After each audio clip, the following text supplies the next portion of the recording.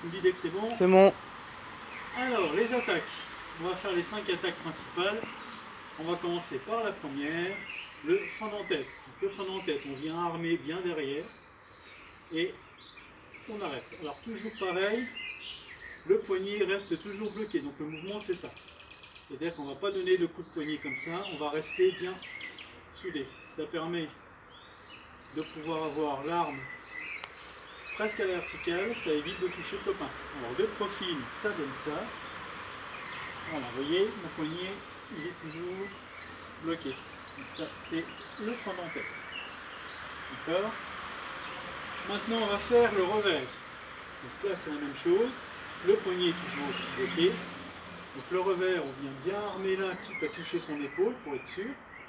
Et on bloque. Donc toujours le bras tendu, le poignet bloqué. Donc là, comme ça, on ne peut pas toucher la personne en face. Vous voyez. Donc de profil, ça donne ça. Voilà. Vous voyez, ça c'est le revers. Maintenant, on va faire le coupé. Alors, le coupé, on est toujours en garde. Hein. Pensez toujours à vous mettre en garde quand vous faites vos mouvements. Le coupé, vous voyez, je lâche un peu ma main, j'arme derrière, et bien dans l'horizontale, je vais projeter mon arme vers l'avant tout en bloquant mon poignet. Donc ça me donne ceci. Vous voyez, toc. Alors, de profil, ça donne ça. Toc, là je le fais doucement hein, pour que vous puissiez bien voir le mouvement. Voilà. En fait, l'épée arrive en bouclou, ce que mon bras reste tendu. J'ai plus qu'à refermer les mains. Voilà, donc ça c'est le coupé. Voilà. Donc la lame toujours bien à l'horizontale et on vise toujours les épaules, on ne vise pas le visage. Ensuite, eh bien, la dernière attaque, le coup de pointe. Alors, dans certaines vidéos, ils vous montrent le coup de pointe direct comme ça. Mais quand on fait un premier coup de pointe, c'est bien d'avoir ce qu'on appelle la position de coup de pointe qui permet de prévenir l'autre en face que ça va être un coup de pointe qu'on envoie. Donc déjà, on va reculer son bras comme un piston de locomotive avec, pour ceux qui ont des clients, normalement on en a tous, voilà, client à la verticale. On tourne un peu sur ses hanches pour aider à armer. La main gauche bien devant. Et là, on va envoyer la lame. D'accord.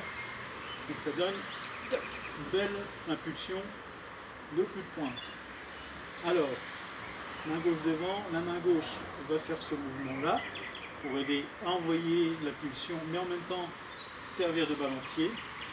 La main qui tient l'arme va avancer et lentement je vais tourner pour mettre les ongles vers le haut. Donc ça, c'est pas historique, hein, c'est simplement pour nous une sécurité. Pour si jamais je m'approche trop près et que je vois que je suis trop près et que je risque d'empaler le copain, je lâche et l'épée va vers le bas. D'accord. En cas de souci, on a juste à lâcher son arme. Et là, la pointe va direct vers le bas. C'est pour éviter des accidents. Donc, voilà, ce mouvement-là, on ralentit. Vous voyez, voilà, avec la hanche qui tourne. Voilà, je fais de profil. Donc, hop, vous voyez, mon bras gauche, ma main tourne. L'autre profil, vous voyez, hop, voilà. Donc ça, c'est pour le premier coup de pointe. Une fois qu'on a donné déjà un coup de pointe comme ça, c'est ce qu'on appelle le coup de pointe pistonné. Et bien les autres coups de pointe, c'est tout simplement, voilà, on fait ça.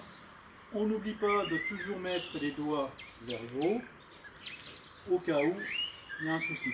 Et on aura tendance à aller plus vers le ventre ou les jambes.